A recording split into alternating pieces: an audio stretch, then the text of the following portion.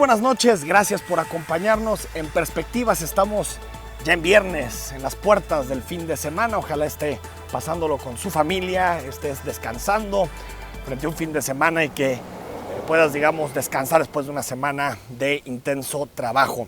Estamos aquí en la zona de Chapultepec, en la colonia americana. Usted ve atrás de mí que tenemos la Casa Iteso Clavijero, una de las casas más representativas de la arquitectura de nuestra ciudad, una casa que en su momento fue diseñada por el arquitecto Luis Barragán Morfín, un arquitecto muy importante, el único premio Pulitzer que tenemos en nuestro país, premio Pritzker, perdón, que tenemos en nuestro país, y de alguna forma entabla todo lo que significa toda la corriente de arquitectura muy contemporánea y una arquitectura muy de nuestra ciudad, muy de Guadalajara. Aquí en unos minutos más, a las 4 de la tarde, va a dar una conferencia Emilio Álvarez y Casa en el contexto de la renovación de la Comisión Estatal de Derechos Humanos de Jalisco en nuestra entidad, en nuestro estado. La Comisión Estatal de Derechos Humanos se encuentra en un debate muy profundo, no solo sobre su titular, sino también sobre su reconfiguración en general y si está dando los resultados que los ciudadanos exigen. Emilio Álvarez y Casa, por si usted no lo conoce, fue secretario ejecutivo de la Comisión Interamericana de Derechos Humanos, uno de los organismos más importantes para la promoción y la defensoría de los derechos humanos en nuestro país. La Comisión Interamericana estuvo muy pendiente, si usted se acuerda, del caso Ayotzinapa. Incluso colaboró con un grupo de expertos independientes para analizar los distintos matices y las distintas líneas de investigación precisamente de la desaparición de los 43 estudiantes normalistas de Ayotzinapa. Y en general podemos hablar de una Comisión Interamericana de Derechos Humanos que hace un trabajo fundamental para entender la protección de derechos humanos en nuestro continente. Pues Emilio Álvarez y Casa fue su secretario ejecutivo, una de las piezas más importantes, y no en un momento cualquiera, sino precisamente en el momento del debate nacional e internacional sobre la desaparición de los normalistas de Ayotzinapa. En ese momento Emilio Álvarez y Casa jugó un papel fundamental que no solo eso, lo llevó a tener un enfrentamiento muy abierto con el gobierno nacional, con el gobierno de Enrique Peña Nieto. Empezó a haber una campaña masiva por todos lados, orquestada en algunos medios de comunicación y en algunas plataformas informativas para desacreditar la figura de Emilio Álvarez y Casa como alguien que tenía objetivos políticos y que por lo tanto estaba llevando la investigación de Ayotzinapa a través del grupo independiente a puertos en donde no se sabría exactamente la verdad y solo quería, de acuerdo a las versiones oficiales, ensuciar lo que sucedía en las investigaciones que llevaba la Procuraduría General de la República. Fue un momento clave, un momento fundamental. Después, como usted sabe, no se pudo renovar la estancia del grupo interdisciplinario en nuestra entidad y por lo tanto la investigación sobre Ayotzinapa y sobre los normalistas se quedó a medias y no tuvimos realmente ningún efecto y no tuvimos realmente ninguna decisión de fondo relacionada con este tema. Todavía, después se van a cumplir 3 años el 26 de septiembre, no tenemos claridad en el asunto de Ayotzinapa. Pero no solo Emilio Álvarez y Casa fungió como un secretario ejecutivo de la Comisión Interamericana y como un defensor de los derechos humanos. Emilio Álvarez y Casa en este momento es precandidato presidencial en nuestro país, a un año de las elecciones de 2018 y como usted sabe, en Canal 44 y en Perspectivas le hemos dado seguimiento puntual no solo a los candidatos o a los precandidatos en Jalisco, sino también a los que están levantando la mano a nivel nacional para poder encabezar el Ejecutivo Federal y poder despachar en Los Pinos a partir de diciembre de 2018. Platicamos hace algunos días, aquí también usted escuchó la entrevista con Alfonso Romo, alguien muy cercano a Andrés Manuel López Obrador, estuvo también en estas cámaras Rafael Moreno Valle y hemos tratado de que distintos actores que tendrán protagonismo en la elección de 2018 estén precisamente aquí en Canal 44 y frente a las cámaras en el espacio de Perspectivas. Emilio Álvarez y Casa encabeza una plataforma que se llama Ahora. Mucha gente no conoce la plataforma Ahora, tal vez usted la ha escuchado en algún momento. Tuvo una presentación en la Ciudad de México hace algunos meses. Es una plataforma que reúne a simpatizantes que no están muy de acuerdo con el sistema de partidos, con los partidos políticos actuales, que reúne también, yo diría, a una parte importante de la intelectualidad mexicana que no siente apego por las posturas de Andrés Manuel López Obrador, pero que tampoco quiere que el PRI repita en Los Pinos. Es decir, gente, por ejemplo, como la politóloga Denise Dresser, que está respaldando precisamente esta aproximación de ahora como plataforma de cara a 2018. Y bueno, lo que le toca en este momento a Emilio Álvarez y Casa y a todo el grupo de gente que lo está acompañando es buscar las miles y miles de firmas que te exige la ley para poder ser candidato independiente a la presidencia de la República. Con él platicaremos precisamente de ese tema, del sistema de partidos, de la crisis que vive nuestra democracia luego de las elecciones en el Estado de México, luego de las elecciones en Coahuila, en donde ha habido muchas discusiones acerca de si en realidad estamos viviendo una involución democrática que nos tiene que preocupar como mexicanos. Los pasos son estos: Emilio Álvarez y Casa buscará su registro como candidato presidencial, como candidato independiente a la presidencia, y será uno más de los que se sumará en esa larga carrera que hay de cara a 2018 y en donde, por lo que vemos y por la fragmentación que aparece, podemos hablar de que haya un candidato del PAN, un candidato del PRD, un candidato del PRI, un candidato independiente, un candidato de Morena, y por lo tanto nos enfrentamos a un escenario de extrema fragmentación política de cara a 2018, donde se van a necesitar muchísimos acuerdos, muchísimos consensos, porque no se ha logrado legislar cosas como, por ejemplo, la segunda vuelta electoral. Emilio Álvarez y Casa es un personaje de primer nivel, de gran peso, polémico, que ha tenido posicionamientos muy claros en los distintos temas. Lo hacemos precisamente en la coyuntura, ya lo decía al iniciar, de la Comisión Estatal de Derechos Humanos, de la renovación de su titular. Él lo ha dicho con mucha claridad, que el ombudsman en Jalisco no ha cumplido con la labor que tiene que cumplir para cumplir con los derechos humanos de los jaliscienses. Y también, por cierto, en el entorno y en el contexto de la decisión del gobernador del estado, Aristóteles Sandoval, pues de inundar Temaca a través de la erección de la presa del Zapotillo a 105 metros, a partir de que todos los amparos y todas las suspensiones que están presentes se empiecen a desahogar. También trataremos de darles a usted, de que sepa cuál es el proyecto de Emilio Álvarez y Casa, más allá de si es un candidato independiente, más allá de si es un candidato que está buscando, pues, restarle algún peso al sistema de los partidos. ¿Cuál es su diferencia con la candidata, por ejemplo, indígena?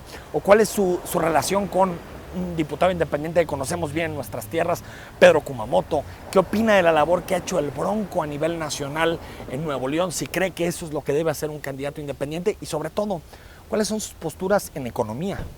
¿Cuáles son sus posturas en seguridad? ¿Cuáles son sus principales planteamientos en términos de reforma institucional, de medio ambiente, de libertades, de derechos?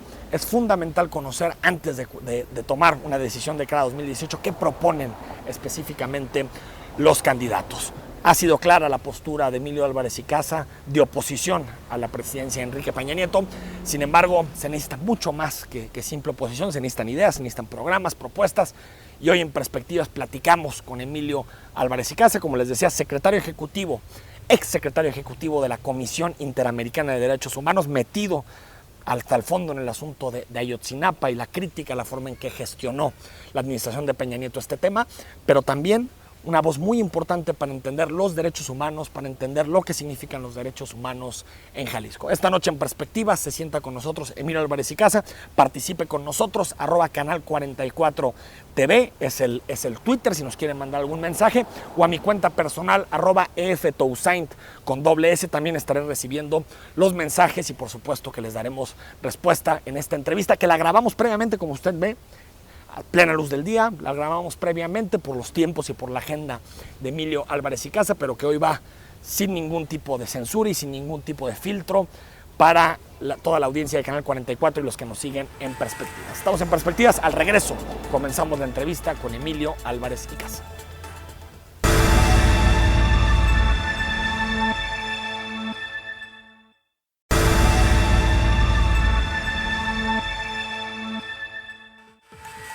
Estamos de vuelta en Perspectivas, gracias por acompañarnos. Escríbanos @canal 44 TV, sus comentarios, o a mi cuenta personal @EFTousaint con @S. Emilio Álvarez y Casa, ¿cómo estás? Muy contento, saludarte, Enrique, ¿cómo andas?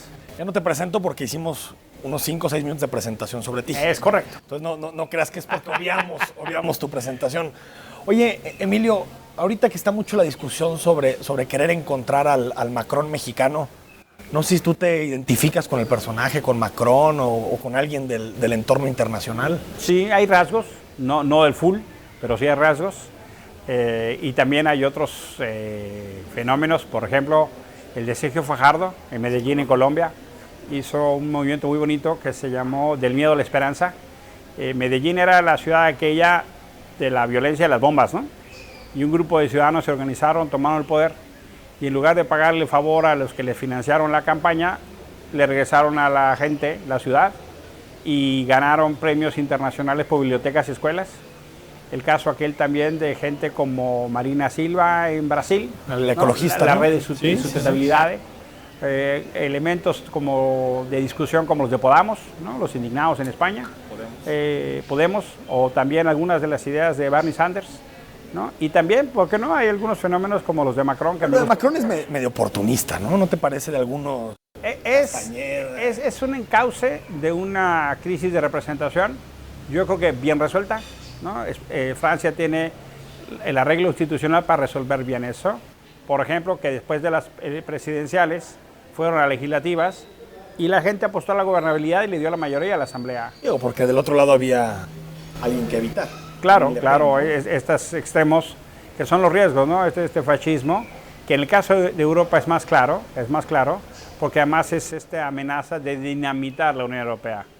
Pero me parece que, te lo preguntaba porque me parece que en México las élites económicas y parte de las élites políticas están como muy desesperadas buscando a un independiente que proteja los intereses de la élite, que eso Macron tiene muchas cosas positivas, pero lo que también tiene es que es un buen representante de las élites. Las élites una crisis, ¿no? mexicanas no están desesperadas buscando un independiente, están desesperadas evitando que llegue Andrés Manuel López Obrador. Por eso, ¿no? Lo quieren hacer con un independiente, pero porque el PRI ahorita no... El objetivo es ese. De acuerdo. Y esencialmente dialogan con el modelo pragmático, ¿no? Y van a apostar a lo que fuere, espero, y tiene que ser indispensable que sea con medios democráticos. En 2006 no fue con medios democráticos. En 2006 no hubo un fraude electoral. En 2006 hubo un fraude a la democracia, que es distinto. No hubo cosa aquella de manipular votos, no, eso no pasó. Pero sí hubo actores que jugaron fuera de la ley, incluido el presidente. Eso es un fraude a la democracia. Eso rompe la institucionalidad y al país le costó muchísimo. La suma del haya sido como haya sido, más al diablo a las instituciones. La suma de esas dos cosas, esa ecuación, al país nos metió en un hoyo que nos costó horizonte, futuro, agenda de país, negocio, oportunidad y construir la transición democrática. La suma de esas dos cosas, del haya sido como haya sido Felipe Calderón, y al diablo a las instituciones de Andrés Manuel, frenó la transición.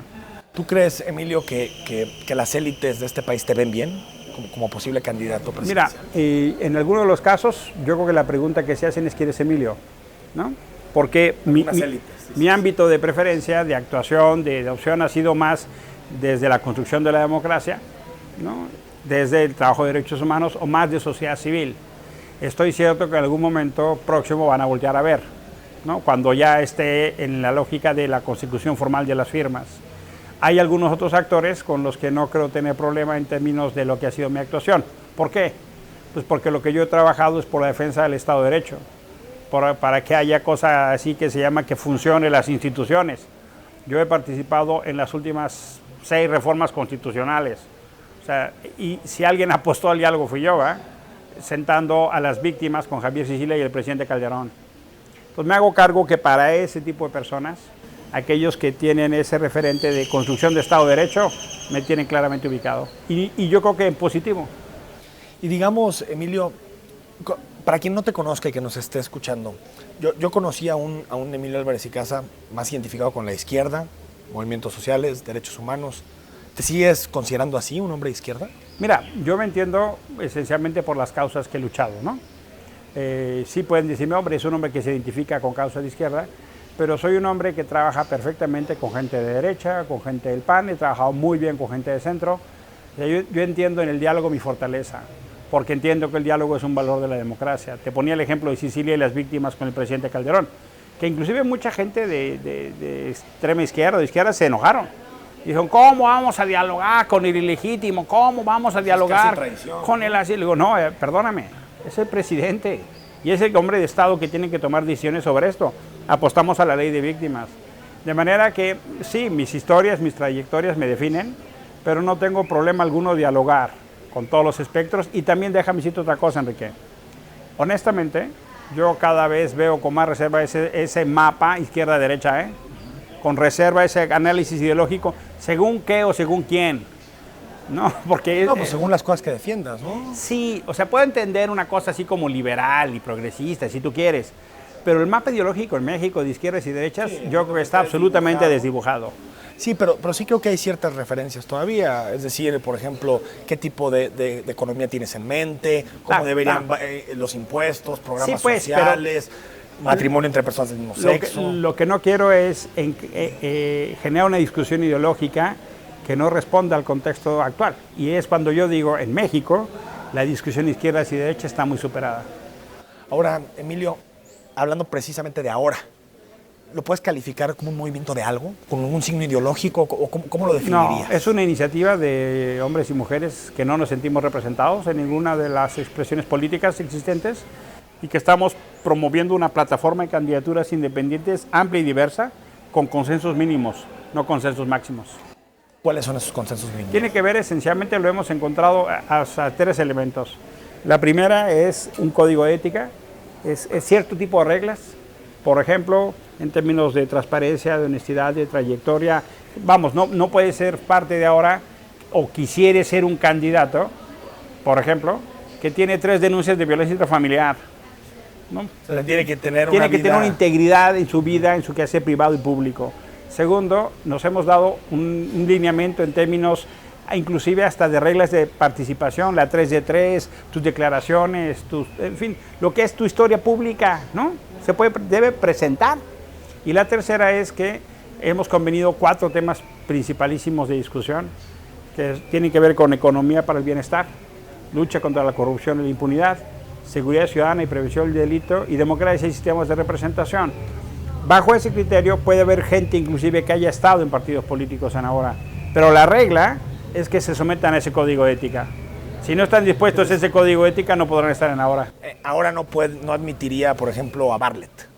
Difícilmente. Que se fue del PRI a Morena y ahorita es muy cercano a Andrés Manuel. Porque, mira, igual tendría que explicarnos por qué quiere, igual y tendría que ver si el código de ética lo ajusta. Y además el código de ética es público, Enrique. Quien lo quiera conocer puede consultar nuestra página, www.aura.si. Hay una sección así, .si, ni .com ni .mx, y hay una sección que se llama documentos.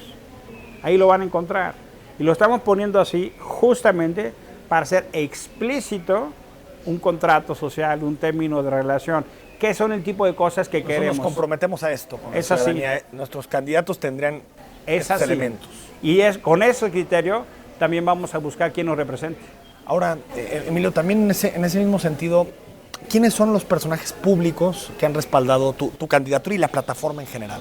Que nos platiques de algún personaje público. Hay personas como Denise Dresser, como Javier Sicilia, como Sergio Aguayo, como el ex consejero Alfredo Figueroa, o el exdirector de oportunidades en el gobierno de Fox, Rogelio Gómez Hermosillo, o personas que estuvieron participando en el movimiento 132, o algunas personas que están en el mundo del arte, ¿no? Por ejemplo, Erendir Ibarra o Teaira, o han manifestado algunas simpatías gente como Jiménez Cacho. Hay también personas muy de a pie, no las personalidades, no. Gente que hemos ido a León, Guanajuato, y nos dice, Emilio, queremos construir candidaturas, egresados del ITESO, chavos de la UDG, chavos que están en la UNAM.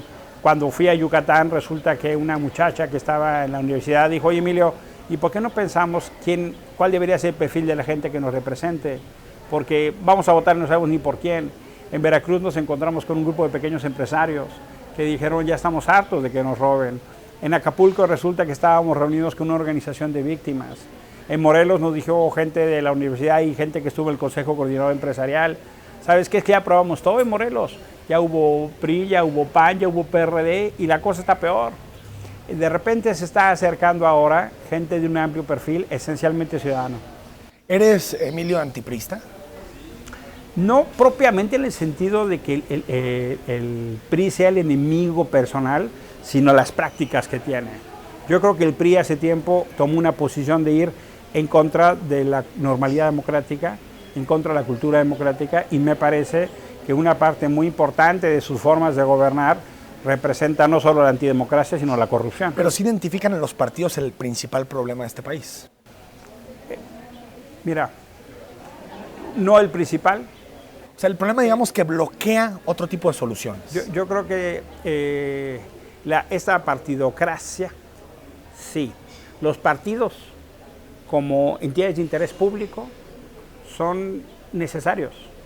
Yo los veo necesarios. Además, me encantaría que los militantes recuperaran a sus partidos. Bueno. Sería muy pertinente. Vamos, nos cuestan. O sea, yo creo que sí hay un tema de recuperar el sentido de entidad de interés público. Y creo que hoy por hoy los partidos es una de las expresiones menos malas para la competencia civilizada del poder. Entonces, el tiro no es con los partidos políticos. El tiro es con una clase política, con una partidocracia que se ha apropiado, ha secuestrado nuestras decisiones, nuestras instituciones y nuestro dinero. Pero sí estamos, Emilio Álvarez y Casa, en un momento como de cruce de caminos en el sistema de partidos. Sí. Porque a diferencia de lo que sucede en América Latina, donde hemos visto cómo se ha descompuesto los temas de partidos casi en todos los lugares, en México seguía teniendo cierta vigencia el sistema de partidos, cierta fuerza, concentraba 80-85% del voto. Pero creo que en México ya lo que está ocurriendo es que los partidos políticos se empiezan a desintegrar y tal vez vamos a un nuevo sistema de partidos, a un nuevo sistema político a partir de 2018. Vamos hacia un nuevo sistema político. Tenemos una crisis de representación indudable. Después de 70 años de un partido en el gobierno, de esa cosa donde no quedaba la diferencia entre PRI, gobierno y Estado, apostamos a ir consolidando un sistema de partidos. Entonces pasamos de partido único a partido hegemónico, a partido mayoritario, a pluralidad de partidos, a oposiciones, gobiernos. Sí. O cártel, partidos, ¿no? Cártel. Pero ¿no? Lo que llegó a suceder es que en lugar de consolidar un sistema de partidos funcional, democrático, que empujara la transición, acabamos teniendo unas poderosas partidocracias. Y que entonces unas cupulitas deciden quiénes van, cómo se arregla, quiénes son candidatos, y al final del día, esa apuesta, que es parte del componente de transición democrática, salió mal. Vamos al corte, seguimos con Emilio Álvarez y Casa platicando de este y más temas.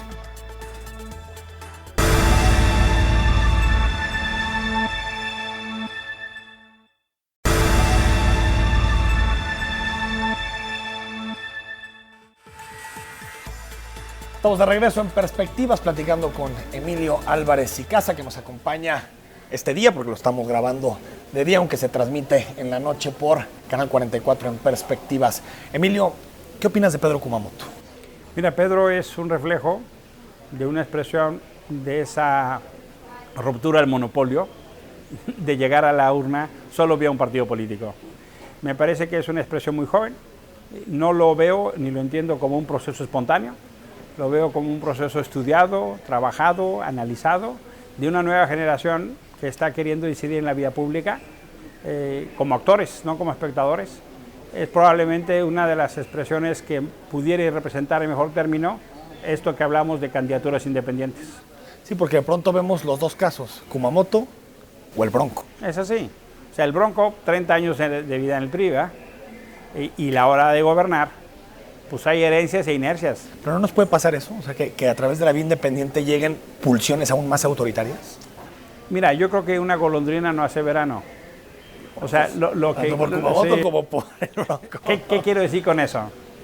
La primera aprendizaje sería el instrumento funcionó, la herramienta funcionó, ¿no? Entonces, ahora tenemos otra herramienta.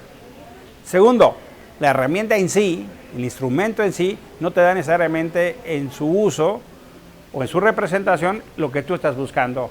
¿Qué supone eso? Pero así se vendió. Bueno, decía que el único problema de este país eran los partidos políticos. Eso, y que los movías. Eso es así, y a quien así quiere comprar, ¿no? Al final del día, yo insisto que no estamos en un momento donde la sola delegación a nuestros representantes va a funcionar. O sea, si no entendemos que debe haber contrapesos de la gente a quien nos representa, llámale como le quieras llamar. independiente, partido, coalición. La cosa no va a marchar. ¿Y eso qué quiere decir? Pues que sí, que tienes una nueva expresión. En Morelia hay un candidato como el Bronco, un presidente municipal que fue del PAN toda la vida, coordinador de la bancada del PAN y ganó.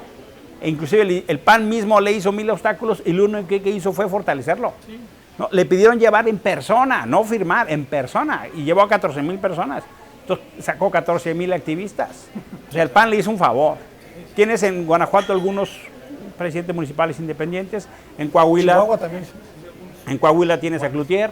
O sea, es todavía un fenómeno nuevo, pero lo que sí ha demostrado es que puede funcionar. En Sinaloa, Cloutier, ¿no? Sinaloa, perdón. No Coahuila, Sinaloa. En Culiacán.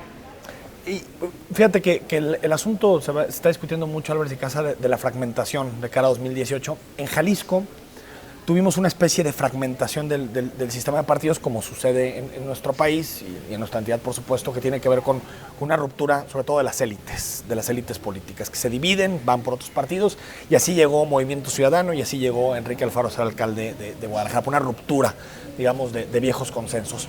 ¿Qué opinas de Enrique Alfaro? Y si a nivel nacional se sigue mucho lo que está haciendo Movimiento Ciudadano en Jalisco. Mira, no deja de llamar la atención, ¿no? Enrique Alfaro recibió Movimiento Ciudadano en 2% y lo llevó a ser la primera fuerza electoral de Jalisco. Veía una encuesta, 45% de la gente que apoya a Alfaro lo ubica como independiente, ¿no? Con independencia de sí o no partido.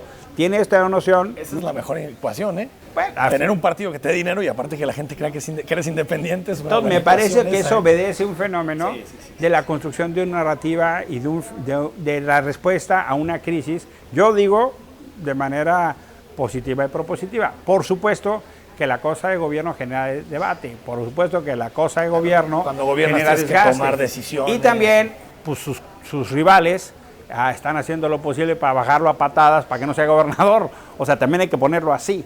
Parte del debate no es auténtico. Parte del debate es cañas al puntero. Como él hizo en su momento. Digo, es parte de la lógica política, ¿no?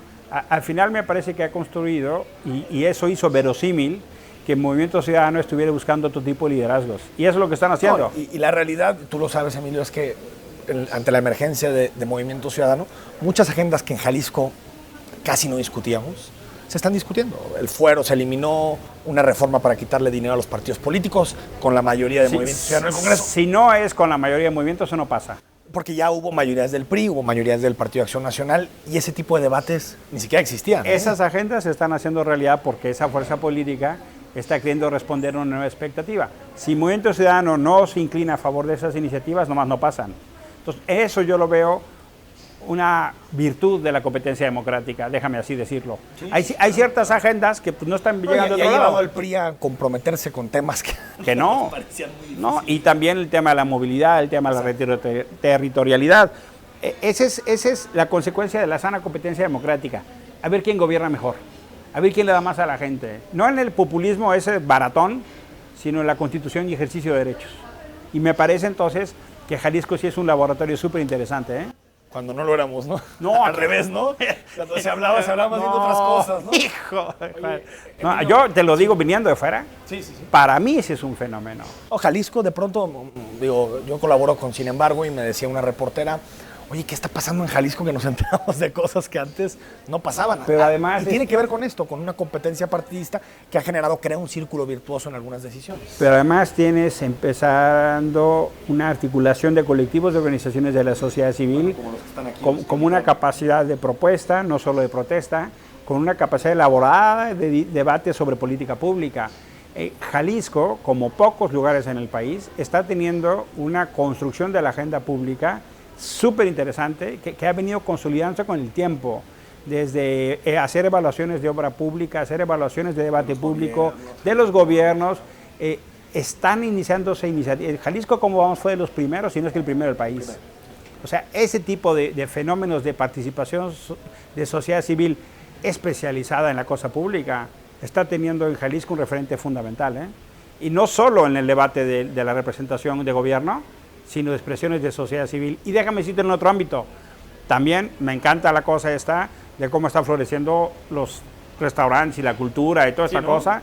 Y por el otro lado, no deja de preocuparte que Jalisco es una de las entidades con mayor desaparecidos del país. O sea, es este contraste, ¿verdad? Siempre. O sea, es que Jalisco es así, ¿no? Tienes esta cosa maravillosa, pero los últimos datos que yo tengo es que es la segunda entidad con más desaparecidos de la República, ¿no? Y la tipificación sobre desapariciones forzadas en Jalisco es muy atrasada. Sí, entonces tienes, por un lado, sociedad civil exigiendo y también de los gobiernos con algunos pendientes muy claros. Jalisco es uno de los lugares con mayor índice de violencia hacia las mujeres, ¿no? Entonces, tienes esta capacidad instalada de, déjame decirlo así, capital humano extraordinario, y social. O sea, es que Jalisco, la zona urbana de Guadalajara, es potentísima. Y simultáneamente tienes estos otros fenómenos que están reflejando ese México de espirales de violencia. O sea, lo que está pasando con la producción de la droga sintética. O sea, aquí en Jalisco tiene un referente importante. Y el Pacífico ahí está. Y la vecindad con Colima y lo que viene de Manzanillo. Entonces, tienes esta dualidad, ¿no? Pero más allá de esa dualidad, hay fenómenos en términos del debate democrático que a personas de fuera nos están volteando y decir, mírele, ahí hay algo, ¿no? ¿Invitaste a Pedro Kumamoto ahora?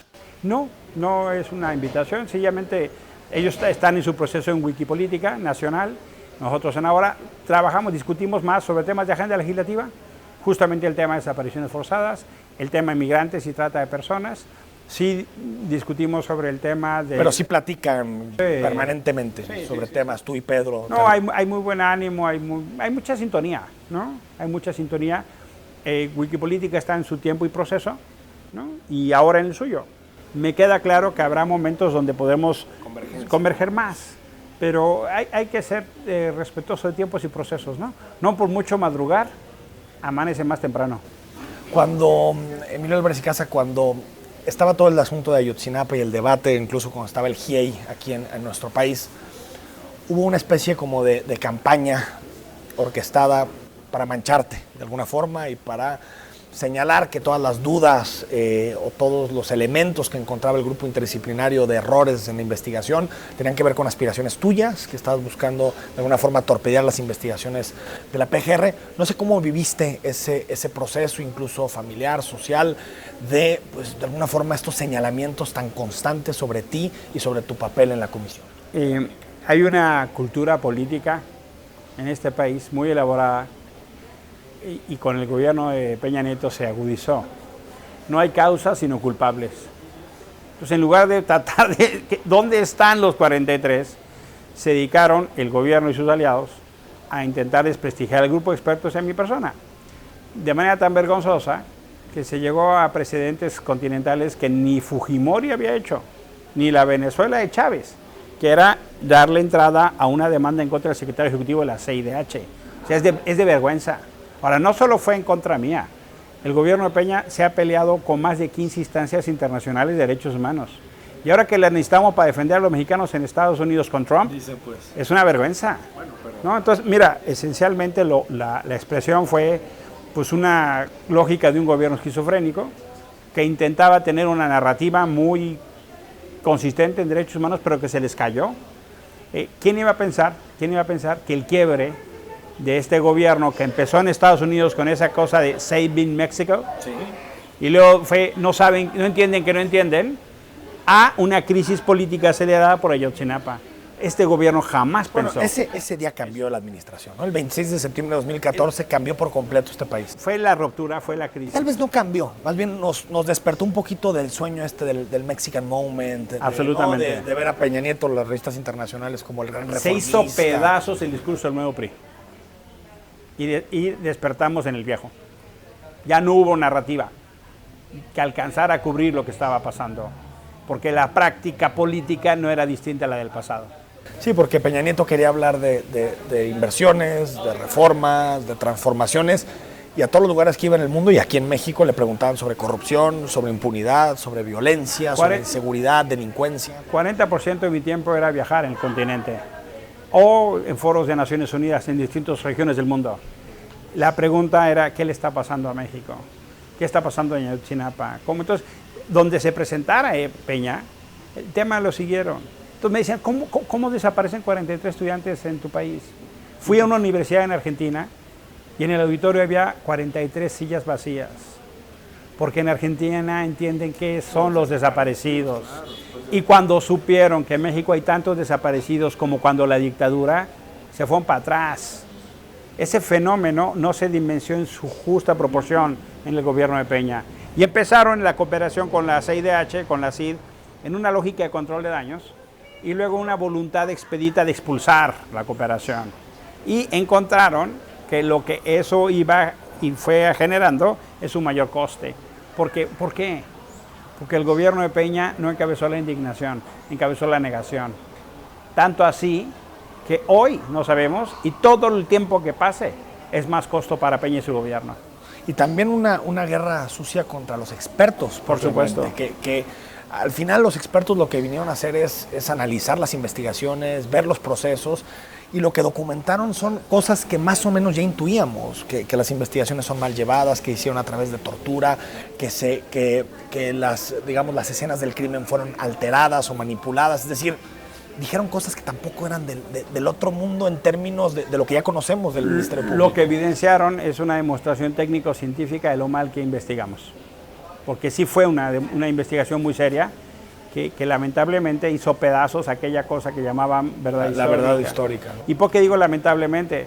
Porque dejaron a las víctimas sin la posibilidad de conocer con fundamento y certeza jurídica dónde están sus hijos, y seguimos luchando por ello. Y no es cosa buena, que salgas a decir, fíjate que tu investigación es un desastre. Y lo que se hubiera esperado es que el gobierno retomara eso para del caso atender la causa. Y en lugar de atender la causa, reprodujo la mentira. Vamos al corte, estamos platicando con Emilio Álvarez y Casa. Mándanos sus preguntas, nos quedan unos minutos más.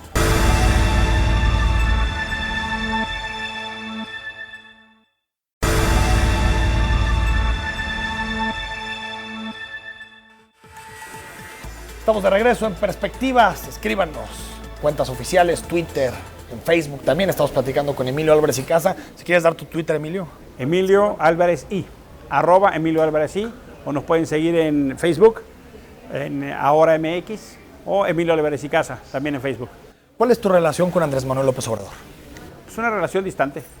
No. Cuando él fue jefe de gobierno y yo presidente de la Comisión de Derechos Humanos, de 4 informes que yo di, él fue a 1. De 4 informes él nada más fue a 1. A 1, al primero. ¿Y te daban alguna respuesta? No volvió, ¿no? Nunca le interesó lo que tuvieras que decir. Mira, Andrés entendía una agenda de derechos humanos muy elemental, ¿no? Que la policía no abuse. En alguna ocasión tuvimos una discusión porque hubo una tortura, ¿no? De unos policías judiciales. Y me decía, no, yo estoy tranquilo, porque yo no mandé a torturar, ni el procurador Batis mandó a torturar. Le digo, no debería estar tranquilo, porque que tú no lo mandes no quiere decir que no pase. Yo te estoy diciendo quién, dónde, cómo fue. Sí. Si tú no mandas un mensaje de reprobación y de combate ético, jurídico y político, los que hacen eso van a entender que no hay bronca con el jefe. Tienes que reprobar esas prácticas. Y en algún momento Andrés pensó que yo era del bloque del 17% que no lo quería. La relación fue complicada y tensa, no fue fácil. ¿Ves algunos, digamos, que estés de acuerdo en algunos temas que propone Andrés Manuel? ¿Ves algún vínculo ideológico entre ustedes o crees que son totalmente distintos? Yo le reconozco que tiene preocupaciones auténticas por la gente, le reconozco que tiene una vocación de trabajo social, que sí tiene una preocupación por los pobres. Yo no creo que sea el caso aquel del hombre que se haya enriquecido personalmente, pero sí creo que es el caso aquel del hombre que ha construido una maquinaria con recursos públicos para contender electoralmente. Yo no creo que muchos de los escándalos de corrupción en la ciudad hayan pasado sin su entendimiento, no lo creo, honestamente. Tampoco creo que el monstruo que pintan sea así, no lo creo, pero hay ciertas cosas que yo no acompaño en términos de cómo se resuelven las controversias, de la falta de prácticas democráticas. O sea, si fuera el caso, yo estaría en Morena. Y justamente ni porque esas prácticas ni esas formas me representan, no estoy ahí. O sea, yo estoy convencido de que requerimos más normalidad democrática, no más universalismo o caudillismo. Y yo he apostado en mi vida, y lo voy a seguir haciendo, a la construcción de la normalidad democrática. Prefiero errores colectivos que sabiduría del caudillo. no, honestamente. ¿Cómo ves su compromiso con los derechos humanos? Te lo pregunto porque en su programa vienen muchos temas de derechos humanos, pero la mayoría dice que se consulten. Algunos, sobre todo los polémicos. A mí me parece eso absolutamente indebido, absolutamente indebido. No puedes generar una condición aquella de someter los derechos de las minorías a votación. En la Ciudad de México, las agendas que tuvieron que ver con revertir déficit en el ejercicio de los derechos humanos no pasaron en su administración, pasaron en otros momentos con Ebrard y con la Asamblea Legislativa. La locomotora no fue Ebrard, fue la Asamblea Legislativa. Una mayoría más progresista que había. Y eso me parece entonces es un fenómeno que hay que tener claro.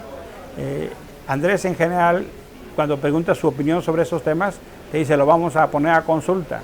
No te dice su posición. No te dice, mira, yo pienso esto. Teme perder algún electorado conservador. Yo creo que es equilibrismo el que hace. Hay un problema. En México solo puede gobernar quien convence a otras personas que no piensan como uno mismo para gobernar, ¿no? Porque hay una cosa, déjame decirlo a tercios. Sí. Entonces hay una franja importante en el centro y hay una disputa fuerte por eso. Y yo creo que esa es parte de la estrategia de Andrés. Que lo logren, no lo sé. Ahora, ciertamente, Morena no es el partido aquel que dé un ejemplo de prácticas democráticas, ¿no? Tiene la reproducción de muchas pautas y culturas como los otros partidos, honestamente. Nos quedan poquitos minutos, Emilio. Quiero conocer algunos de tus posicionamientos en temas. Por ejemplo, seguridad. ¿Qué harías? ¿Que el ejército se quede en las calles? ¿Te convence lo de la policía única, nacional y mixta y flexible? Uno tiene como 5 apellidos. ¿Cuál sería tu proyecto en materia de seguridad? Mira, ese tema lo vengo trabajando hace muchos años. Apuesto a modelos de seguridad ciudadana y profesionalización de las policías. Es una tragedia que tengamos 10 años el ejército en las calles, inclusive pagando el coste de impunidad de los aparatos de justicia. Yo soy de las personas que sigue confiando en el ejército, pero quiero el ejército para hacer lo que es bueno, no para lo que no le corresponde. El ejército lo sacarías el primer día. Yo claramente haría espacios de retiro gradual. Que sea gradual. Sí, por supuesto. En ciertas plazas tendría que quederse por el asunto de seguridad, eso sí, pero en otras que vaya saliendo. Definitivamente no. En un periodo de transición. Y sí me toca un fenómeno de profesionalización de las policías y control ciudadano de las policías. México hizo una inversión extraordinaria con la Policía Federal. Gastamos unos recursos sobredimensionados. Con Fox y con Calderón, ¿no? Y no tenemos control de esa policía, ¿no? Me parece que también tenemos que cambiar. ¿Pero cómo dices control qué? ¿Una instancia control, confianza, mecanismos de revisión policíaca, mecanismos de revisión ciudadana? ¿Qué pasa con quien abusa? ¿Qué pasa con las policías de control territorial de proximidad? Las policías estatales y municipales son un verdadero desastre. Los índices de confianza están, algunas ni siquiera llegan a la tercera parte. Quien quiere ser policía no es necesariamente a ese muchacho o esa muchacha recién egresada que aspira a una carrera. Ok, si te cierran todas las puertas, siempre es una salida. Yo apuesto necesariamente a un modelo de control ciudadano de las fuerzas de seguridad. ¿Pero crees en policías nacionales, estatales, mandos únicos, municipales? Me parece que tendría que haber mucho más policías estatales y creo que las policías municipales tendrían que ver para efectos de bandos administrativos y buen gobierno. Es decir, policías estatales sí. Sí. Únicas, digamos. No únicas totalmente. No únicas pero sí hay zonas urbanas que no te puedes pensar sin un modelo como existe en Florencia, lo que llaman el vigili urbani, ¿no? Que es un gestor urbano en términos de autoridad y legalidad, ¿no? Y piénsate Guadalajara sin una policía, no. León, Tijuana, Puebla, la Ciudad de México, no. Necesita sí el uso de la fuerza y el control administrativo en la ciudad, eso es así. Pero lo que no podemos tener es 2.500 cuerpos municipales permeados por el narco. Eso no. Legalizar la marihuana. ¿Es una salida que tú optarías? Sí. ¿Solo la marihuana o el resto de las drogas? Es que es ridículo. En enero del año que viene entra en legalidad en California. Sí. O sea, ¿y qué hacemos nosotros? O sea, chupándonos el dedo. Es un comercio impresionante. Ya no sé, ya perdí la cuenta cuántos estados de Estados Unidos se comercializa y se produce. No, y medicinal, pues casi ya todo. ¿Qué está pasando? Pues que en Guerrero se dejó de sembrar marihuana y se está sembrando opio, amapola, ¿no? Las drogas duras creo que no es una cosa así de liberalización, no, pero sí creo que tenemos que cambiar el paradigma. El modelo portugués que se aventó con todas y más o menos... Mira, yo honestamente creo que tenemos que pensar el tema de las drogas con una aproximación de un modelo de salud. No podemos pensar solamente en un modelo de seguridad, paradigma de seguridad, y además tenemos que hacernos cargo en nuestra relación con Estados Unidos, que mientras tengamos el mercado que tenemos del otro lado, y la cosa es allá los dólares y aquí la sangre, no, gracias, ¿no? Para conocer, ¿te gusta más, por ejemplo, como el modelo de Estados Unidos o como el de Uruguay, más público, más estatal? Mucho más Uruguay.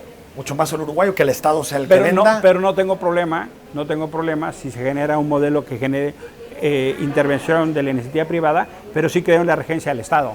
O sea, sí tiene que haber un actor que intervenga. Sí, pero puede ser a través de políticas o puede ser a través de la propiedad. A ver, te lo digo así. Ninguna sociedad en el mundo, en la historia, ha demostrado que solo el mercado funciona.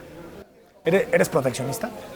No, pero sí estoy a favor de generar condiciones de desarrollo de nuestro mercado interno y de nuestra pequeña y mediana empresa. ¿Qué significa eso? O sea, subirle aranceles, invertir más en México.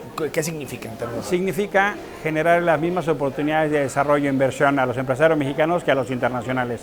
¿Por qué un puesto de trabajo de Audi nos costó $1,5 millones de pesos en Puebla?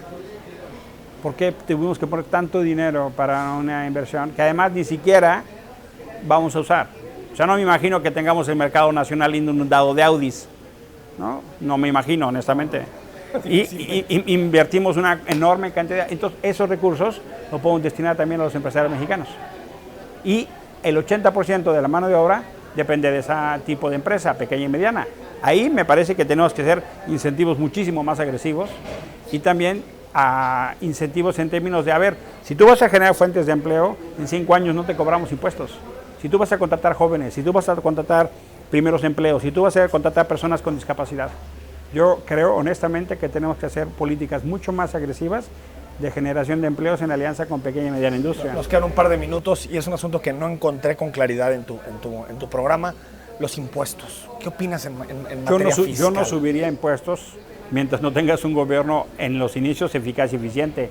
Yo honestamente no creo que el tema esté ahí. ¿Para nadie? Es decir, ¿pensarías en la misma estructura fiscal que tenemos? A ver, que es muy regresiva. A ver, o sea, el problema que tenemos es que estamos evadiendo y estamos generando una cosa de beneficios fiscales que ni siquiera sabemos.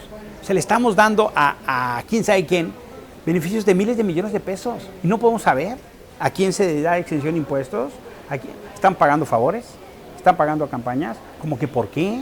¿Por qué las grandes empresas no pueden decirnos, o Hacienda o el SAT no pueden decirnos a quién le damos exención de impuestos? Secreto fiscal, ¿no? Entonces, no está justificado, no está justificado, pero está protegido a través es dinero público, pero es de utilidad pública, son razones públicas. Creo yo que hay margen suficiente en los primeros años para generar un uso inteligente fiscal de los que no pagan impuestos y de los que se eximen de un pago de impuestos que hay que revisar. ¿No entrarías con una reforma fiscal? Lo que harías entonces es un diagnóstico de las ineficiencias del sistema. Yo no entraría de saque a subir impuestos. Nada, No. Ni a los más ricos. No. Fíjate, eso es algo que coincide en prácticamente todos los candidatos. Es que de pronto me frustra que nadie hable de ingresos. Todos están hablando de gasto.